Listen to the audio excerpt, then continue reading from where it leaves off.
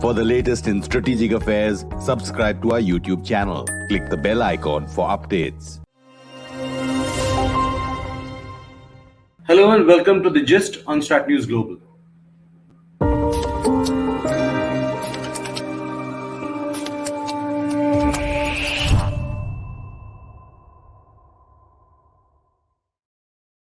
Hi, I'm Surya Gangadharan, and this evening we're looking at some of the controversies surrounding India's perceived loss of territory following the Galwan clashes.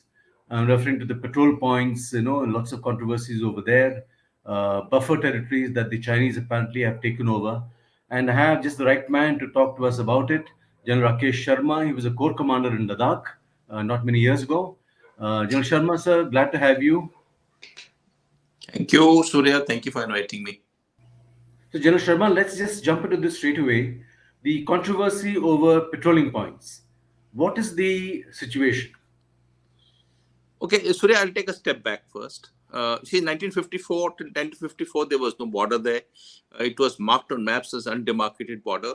In 54, we decided on a particular line, which is Johnson line, and jettisoning the other second line, which is called the McDonald line. And then there was, in 1959, the Chow Lai came up with his own line, which was way inside, included the entire Excision as his part of Chinese territory. In 62, there was a war. We lost Excision in the war. The Chinese did not vacate it in 62. They vacated the areas of Arunachal Pradesh, but they did not vacate the areas of 62, of Excision. Now, in late 70s, what happened is that the government of India decided to make these patrolling points, 1 to 65, which are now in contention, and some news media is carrying reports. These patrol points were to be dominated by patrolling. We were not supposed to establish posts there. Unlike on the Pakistani border line of control, where once the 72 agreement took place on the maps, each area was delineated, and we were occupying posts facing each other, the Pakistan and Chinese. But in here, in line of actual control, we were supposed to dominate the patrol points. Over a period of time, we have come across to make a patrolling programs in a manner that each one of these patrolling points is dominated depending on how difficult it is to go there and transfer, depending on many other issues. It was decided, say, Charding as a patrol point 62 would be visited, say, twice a year, thrice a year, but a season. That is because of the toughness of the terrain. Many others, like Finger 8, would be visited maybe once a week, maybe twice a week. So the schedule was how difficult it is to this. And you just go and dominate the point, the patrol point, and then come back, mark your maps, make a marking there saying that we visited it, and come back and submit the reports across. If you come across to Chinese patrol, of course, there was fisticuffs, or you detached each other and went back depending on each situation. So patrol points from 1 to 65 were being dominated. Now, over a period of time, last 10 years, this domination has been challenged. It happened in 2013, where you recollect the Chinese came and sat down in Depsang and refused to vacate. 22 days standoff it was. Then it happened in Chumar. Similarly, it happened in Chumar. There was forces facing each other in Chumar, and then of course the discussions took place and then they withdrew. Now we come to present time. 2020, what happened was absolutely different. It's been spoken so many times. The Chinese came in multiple points and multiple areas, and they sat there and they refused to withdraw. Subsequently, there have been 17 Corps Commander level talks. There have also been 25 WMCC meetings, and we have come across to these buffer zones. Buffer is a colloquial word. The better terminology is these are temporary moratoriums on patrolling. So these temporary moratoriums on patrolling were established astride the patrol points. So what de facto the question has happened is that I would not like to hasten and say that this is 1,000 square kilometers of territory gone. When we decided the patrol points in late 70s, as it is 2/3 of the Depsang area was outside the limit of patrolling. The patrolling laid down. These patrol points that you and me have been talking of earlier, between 9, 10, 11, 11 alpha, 12, 13, all these patrol points were the limit of patrolling. Only 1/3 of the Depsang was on site, 2/3 of the Depsang was in the Chinese side. Chinese, over a period of time, developed roads and tracks and small posts or rotodromes. So de facto made it their own territory. We were not patrolling that area of Depsang Gulch, which was in the Chinese side. So now what has happened? Now the question, coming to the specific question you asked me, that news item which has been coming in the course of last 1 week says Karakoram Pass, you can't visit here. But Karakoram Pass, we are dominating today. There's a message, there is a information saying Chinese have put cameras there. Chinese had cameras in Karakoram Pass for last 10 years. I remember it my times also. We have a camera on Karakoram Pass from last 8-10 years. We see Chinese coming. The Chinese see us coming. Even today, as I gather, we are dominating Karakoram Pass in a very vigorous manner. So that news item is incorrect. I don't stand by. I think that was wrong information being fed across, saying Karakoram Pass is not being dominated. Not being dominated. In fact, we would have established now further aggressive modalities in Karakoram Pass and areas around it to dominate it. Similarly, the areas of Chip-Chap River and Patrol Point 5, which is also come under mention, I think, are dominating all those areas well. It's a question of Y junction, which is along Rakhi Nala, which actually facilitated patrolling between 9 to 13. Now, that 9 to 13, there is a standoff there. And there is a kind of a buffer established there in both sides of the bottleneck. There's a bottleneck there where there's no road existing. The Chinese would be on the other side. We are on side of patrol of the bottleneck, and we can't patrol it. So there is and this patrol points are kind of parallel to the line of actual control. So we used to send patrols to go and touch each of these points. So there is a loss here. And, that loss of territory, I will not quantify it. It is just patrolling points, and it's known. But actually, de facto, we would have lost about 1/3 of one-third of patrolling, excess of 1/3 of the Depsang Gulch. That is one. In Galwan and the areas of Gogra, etc., astride the patrol points, and I'm using the word astride deliberately, there would be some areas that we are not able to patrol. Say, patrol point 14, Galwan. We won't be able to patrol point 14. We would be maybe 1.5 kilometers away from it. The Chinese will be on patrol point 14, other side. Again, these patrol points are not Chinese patrol points. These are our patrol points. Chinese have a line which is way inside this territory. So while we are not going to from Y junction forward, the Chinese are also being denied to come back to Burse, where they used to patrol earlier. So it's a loss on both sides. It's not on own side alone. The Chinese have also lost in some of their patrolling areas. So you use the word dominating in terms of patrolling, How do you dominate when your patrol goes there only once in a year or once in a few months? How does the term dominate come in? I mean, I don't understand, how does this figure? So I think that those are minor tactics, and let's leave it for those people. But say I have to dominate a patrol point, 13, which was a bone of contention in, if you recollect, in 2013. A patrol would go there to establish a patrol base. These are minor tactics, and it will establish, they say, stay there maybe 12 hours or maybe sometime a little longer, and dominate the patrol point by actually physically being there, and thereby for that brief period. For that brief period, it dominates. But there is no Chinese presence at that point.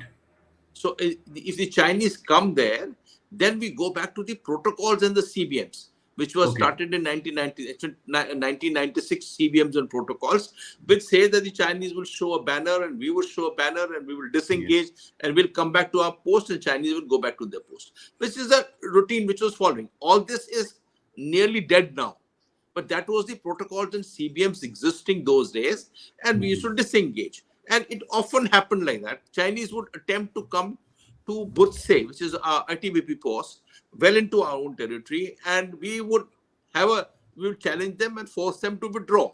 So this was continuing for quite some time before this whole era changed. In 2013, 12, 13, it started changing in many manners, and there used to be fisticuffs, and there used to be Gutham Gutha which used to take place, and which means that the protocols were already weakening. Yeah. So you mentioned Depsang, Y Junction. This again, the blockade by the Chinese is a recent development. So I told you in 2013 April it happened in the same area, and it was denied for 22 days. And in those 22 days, we were not able to go beyond the Y junction to the same patrol point 9, 10, 11, 12, 13. And then there were some efforts made on both sides, and maybe diplomatic level and the military levels, and something we did. And finally, the Chinese withdrew and moved away after 22 days. First week of May, they vacated the area and went back. This time, they have come, and then 2.5 years, they're sitting in the same area. And we are in proximity. We may be a kilometer, 2 kilometers away, and we are also sitting there, thereby denying Chinese to come to own side towards Burse, and the Chinese being located there are denying us patrolling rights across to 9 and 13. So the only way you can enter that area is through that Chinese blockade. You can't go around it, or the terrain doesn't favor you, or it's not worth it. Look, again, these are tactics being employed. There may be alternatives available, difficult alternatives, and maybe we are trying those alternatives. I won't hazard a guess, but it is possible to take a longer route. But now the Chinese have so many roads built and so many tracks across there, so it's not very simple for us to walk across, come to in a diversionary manner and reach, say, patrol point 9 or patrol point 13, because the Chinese would also know that there is possibility of bypassing somewhere. So I don't think it is feasible for us to do this patrolling, especially after moratoriums have come up as part of a agreement which has taken place at a corps commander level, which has the blessings of the governments on both sides. So, till the time these gets, and this is temporary word use, temporary moratorium patrolling, till the time some temporary word transits itself to something more permanent in nature, it may be that we are stuck there in this form for quite some time. So let's get back again to these patrolling points. Where would you say our limit now is? How far can we go now in those patrolling points that the Chinese have now, there's been a moratorium you talk of. Where are we now being stopped? So, each one of the patrolling point has to be debated separately. You can't generically state it. This report, which was placed by the IPS officers at 26 patrolling points, which I think is not correct. I think it is exaggeration, and I disagree with this figure of 26. But then, of course, that is for the people who are managing it to decide how many patrol points. But certainly, let's say we know in the area of Depsang 9, 10, 11, 12, 13 are not touchable. 14 is Galwan. 14 is not touchable. At 15, Kurang Nala and the height, as stride, we may not be able to touch 15, but maybe we are a kilometer there. And Chinese are also not able to touch that area. Similarly, 17 Alpha and Gogra. Fingers area also similarly. Maybe something is happening in Demchok, which is not very clear, but Demchok, I think we have a critical issue of patrolling a pass called Chardingla, which may be a problematic area. So I won't say 26, because many of these areas like Kailash Range, which we vacated, you recollect Kailash Range, and we went helmet top, and those helmet top and Chinese are occupied. But I deem it, and I understand it like that we are still dominating by patrolling. It's not that we have vacated and we have washed our hands off there. It's only where buffers are established, we are actually located in a manner that we go across to areas for our domination for some time. It's not that we are totally devoid washed our hands across Razangla or Rechingla or Magar Hill, Gurung Hill. We must be doing some kind of dominations, and that is a standard procedure. So I would not say 26. I think that's gross exaggeration, but then there is a denial happening in some of these areas. So maybe about 10 to 15 patrolling points are no longer accessible, from what you're telling me. Yeah. So I look again. Is it is it necessary for me to say 10 to 15? It could be 15, it could be 20, it could be 8. I do not know, because such things are not declassified. Yeah. And see, most of these patrol points, not the district administration was not even venturing there. There was no road existing. There was no bridge across there on the river till 2 years ago, when the Honorable Raksha Mantri inaugurated the bridge across Shok River. So there was nobody going there. It's only ITPB posts there, and of course the army posts across there. So, and there is no habitation in many of these areas to say that they were going. It's not that there were graziers also going to DBO. No, there were no graziers also going to the area of DBO or towards or the areas on the subsector north. So the fact is that there is say 10, 12, maybe 8. That would be what I would hazard a guess. So in areas like, say, Chumar and Demchok, what is the current situation? See, Demchok is a habitated area. There are small villages in the existing in the Indus Valley. On the Indus Valley, the last one comes to be Demchok. It is right opposite Chinese. Chinese have their own Demchok. It is amne samne. We are there facing each other. There is a habitation there. There is people, and the state administration visits there. State administration dominates that area. So state administration functional there. Now, from Demchok, there is an access across to a pass called Chardingla, which we used to patrol. Very tough pass, and it required extensive amount of mountaineering training being given to the patrols before they venture across to Chardingla. It's apparent that there is a block established en route to the Chardingla pass along Demchok Nala, closer to CNN, what we call CNN Junction, where we are denied to go across to Chardingla Pass. I'm sure this issue is under debate at the corps commander level and the WMCC, because Chardingla Pass is important to us. The Chinese, on the other hand, have a road access. They have a kind of a road that comes from Tashigang on their own side, and they reach Chardingla Pass from the southern side. So, there is a differentiation here. The Demchok is a standoff. It is not so related to a patrol point, but by extension, it will be denying us permission to go across to patrol point on the Chardingla Pass. So there, Demchok is a bone of contention, and I think it should be on the agenda of the discussions at the highest of levels. So Chardingla provides access to their side. It's the route to the Chinese side. Can you explain? Let's take it. Chardingla is a pass which is on the border. Yeah, it's on the border. We are supposed to go from own side to Chardingla Pass. The Chinese can come from the other side. Yeah. For our way to go goes across the Demchok Nala. Now the Demchok, the Chinese are on the other side of Nala. We are on this side. So as soon as we start doing patrolling, the Chinese side goes and puts a block ahead of us. Along on the same Nala, which denies us movement across to Chardingla Pass. And that's what I guess now. I've been there for a very long ago. So there is a problem existing in Demchok. And I repeat myself saying that it's possible that there will be negotiations to remove that block there. So, it's been there for 2.5 years, so it's been a serious issue. But would the Chinese have any incentive to back off from what they hold? It's a tactical advantage for them, isn't it?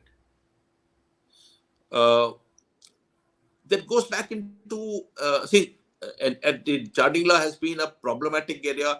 And the word which we use, legacy, it's a legacy issue for last two decades and more.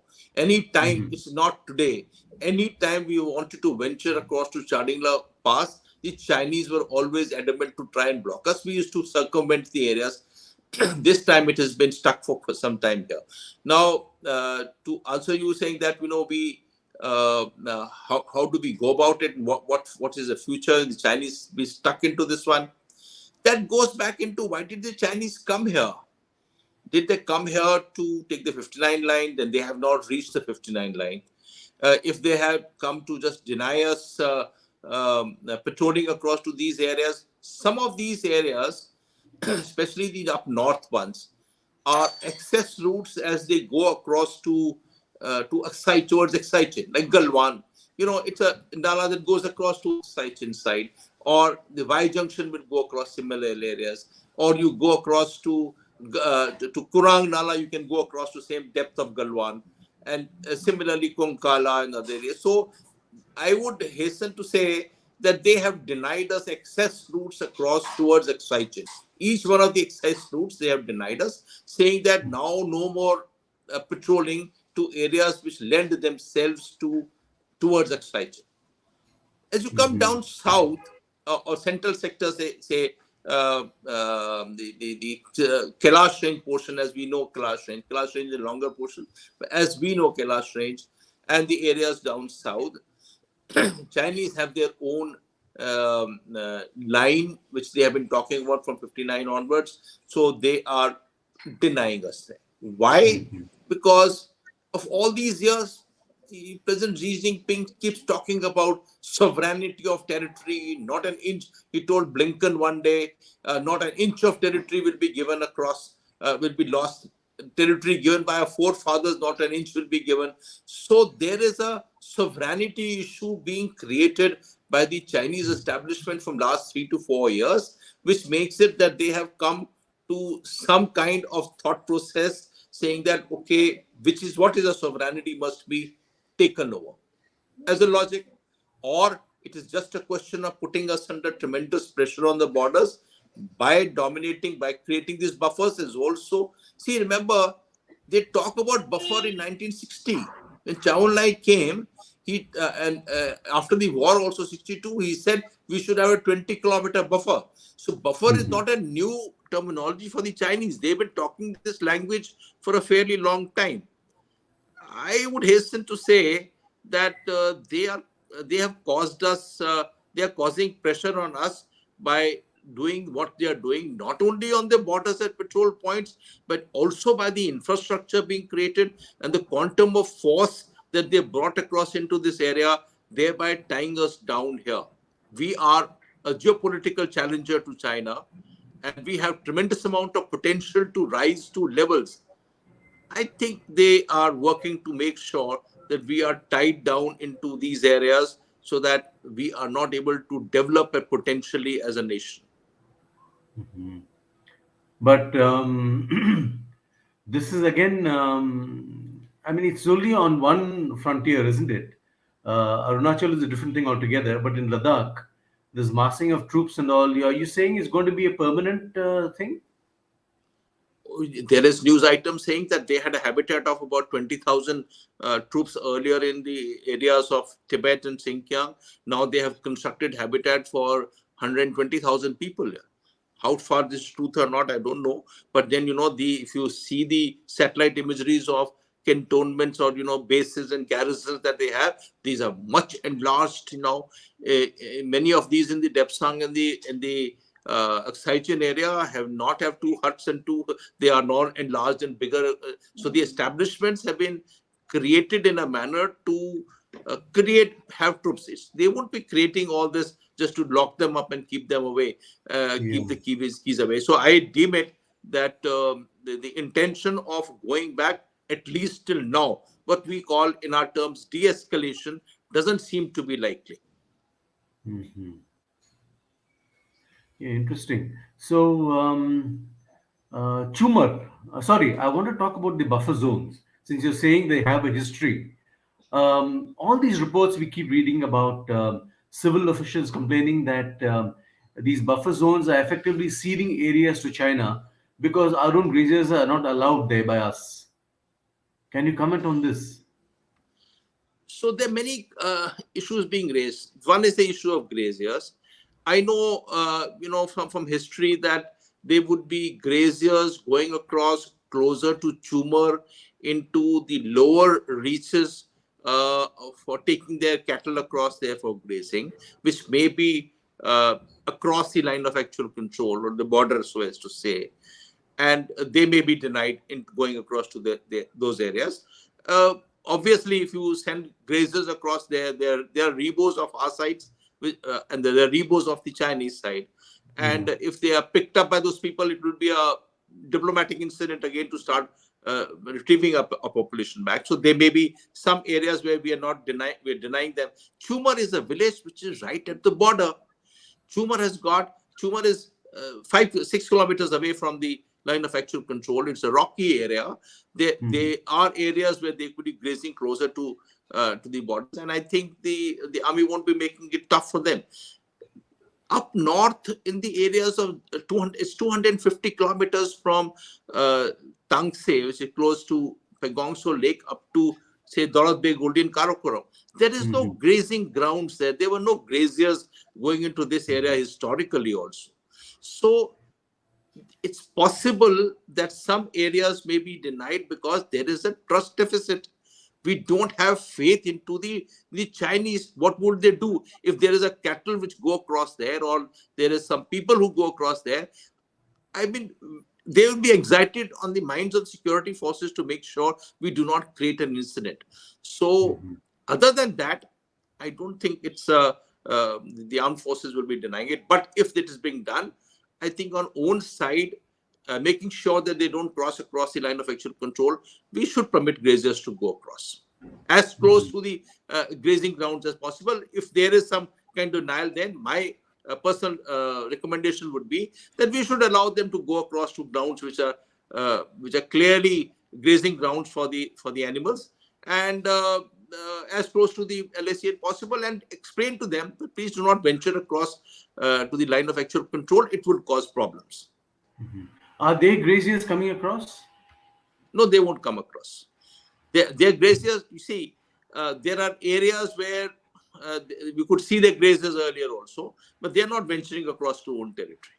And be rest assured, if the graziers come, people come up, they'll be picked up. We are not into a mode of border management as we were there 10 years ago. This is a new border management posture altogether. It's much beyond when I was commanding the corps. Now there is tensions across on the line of actual control. There is great amount of trust deficit. The posts are dominated. The patrolling programs have gone way beyond. There are drones flying there. There are cameras fitted by us all over the area. So I don't think we can casually state all these things. There is border tension existing today, which did not exist prior to 2020. It's an entirely different situation, more like the LOC. So I won't say LOC. If this LOC, then they will be amne-samne post. They are in line of control, which was actually on 29 maps, 19 mosaics. One Lieutenant General of Pakistan, Hamid, and one Lieutenant General Bhagat Famas signed every inch of the territory, and now posts are within 100 meters of each other. Here, there are no posts established here. Ahead of Daulat Beg Oldie, there is no post. It's fairly far away to Karakoram Pass. So patrols would go, establish temporary patrolling points, temporary bases, and then go across and patrol and come back. So it's not line of control. But to say that it is not tense for the troops across there, that will be incorrect. So you mentioned Daulat Beg Oldie. If the Chinese are not present, are not visible, where do you sense their presence is actually? 30-40 kilometers deeper inside? No, it won't be. See, you can see the Chinese. If you take a helicopter, we do so much of helicopter reconnaissance. We have now drones available to us, people there. Chinese are not very far away. You can see them. I'm sure we have got vantage points where we can look deeper into their territory, and we are able to pick them up. And we make records, and we make collations, and there are int pictures being created. So, be rest assured that we have greatly upgraded ISR capabilities in the course of last 2 years, which includes physical, human int also, as also by all electronic means. So it is there. So you referred to earlier to the permanent structures that the Chinese are building on their side, does that mean, there have been reports earlier that the Chinese were at a numerical disadvantage vis-a-vis India when it came to troops, because they had to draw them in from Xinjiang. Is that been overcome? I mean, how accurate is that? So I think, when we talk about uh, the troops that they brought here, see, Eastern Ladakh territory uh, comes under Xinjiang military district. Okay. Eastern Ladakh areas opposite doesn't come under Tibet. Yeah. While we may feel so Tibet, the Ali district, which is the southern district, there is an Gari district and Ali district, and the southern areas south of Demchok may be Tibet, but the areas up north, entire Eastern Ladakh belt opposite is a Xinjiang belt.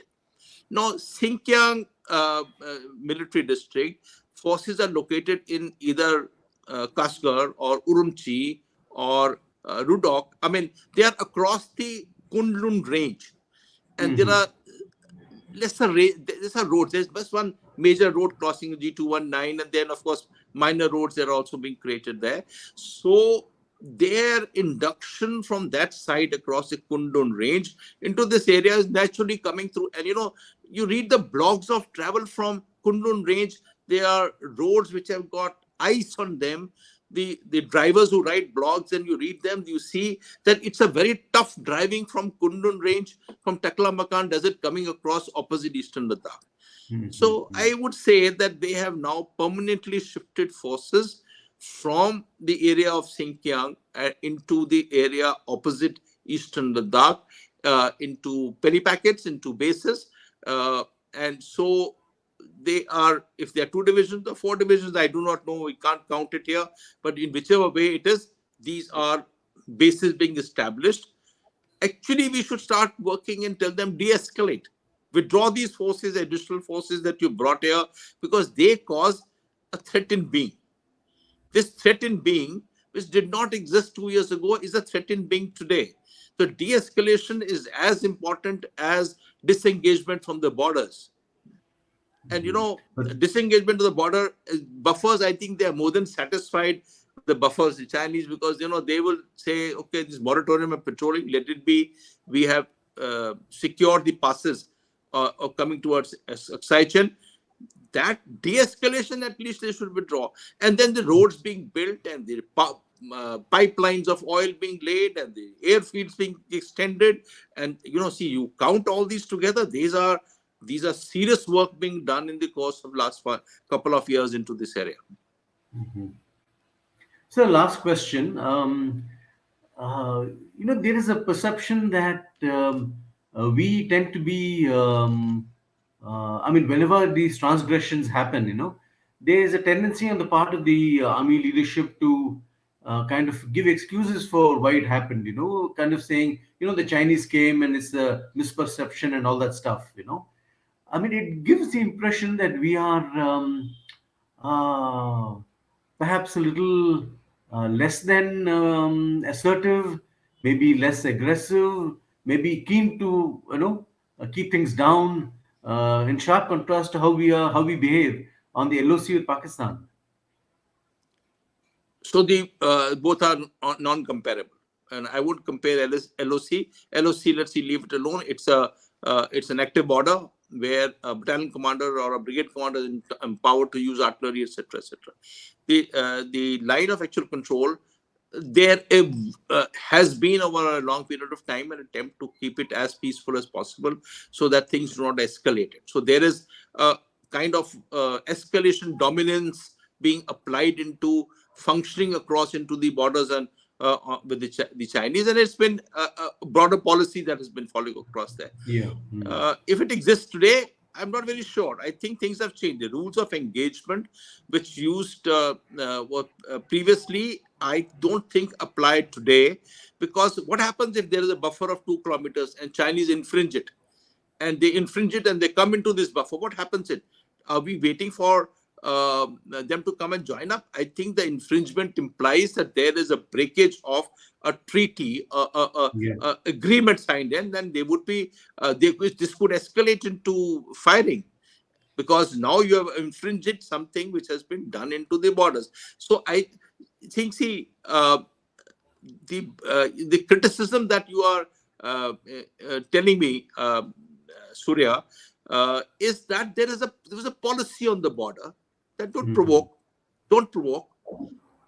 create an escalation dominance, try and follow through the protocols and the CBMs through which people disengage and go back, and then start open channels of communication through the various other means, and you start talking and saying that it should not happen, and it will escalate, and things used to be functioned. But things have changed, no? Not today, not 2 years. It's been changing for a period of time. This change implies that there is a belligerence on part of the Chinese, and this belligerence has been addressed and answered tactically by people on ground as forcefully as should have been, as should be. So, what our troops are doing on the ground, I don't even think the public in general will know 10% of it. There are passes being dominated by us that you and me, when I would know, but you won't have heard of these names. Now, Kailash Range is a name to reckon with. Everybody talks about it. But who knew Kailash Range had a portion of range closer to Pagong Tso Lake? See, all these, there are many other areas which will be dominating. There are many other alternative plans which must have been made. So, to say that there is a feel of, there would be no provocation, there would be escalation control. But then the forcefulness of dominating the border in all forms has changed, and changed more vigorously. I agree with you that this word perception that you mentioned has been dragged too far and too long. In fact, I wrote an article once, not too long ago. I said, let's drop the word perception. This is Chinese perception of line. This is my perception of line. What perception? Now we say, okay, that's the line, and we will dominate it, and we will not allow these perceptions, implying that we think Chinese think this way, and these are perceptions that caused grief to us in dominating those areas. And I think that perception has to go away, and we should say, okay, this is the line, and this is how we will dominate it, and that's it. I'd add one line here, if you permit me, Surya. There has been a mention in the last report, which we are under contention, saying that the troops have got a kind of a desire to move back as soon as possible because they are under hardships and the weather and that, so they just start counting their days and coming back. I think that's doing grave injustice to the Indian Army and Indian Army troops and the units. People do not understand how a unit functions, the kind of cohesion, the kind of relationship a man has with another man in the unit, and the body of troops.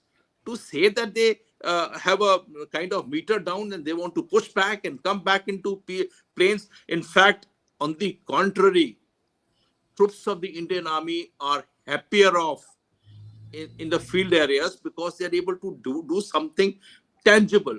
In peace stations, you get involved into routine work which actually tires you, but it's not, the output is not there. So I think, anybody who doesn't understand, and you are all senior journalists, but I would say that, people must venture and go and stay in a unit and see how the bonhomie comes up, how the cohesion comes up.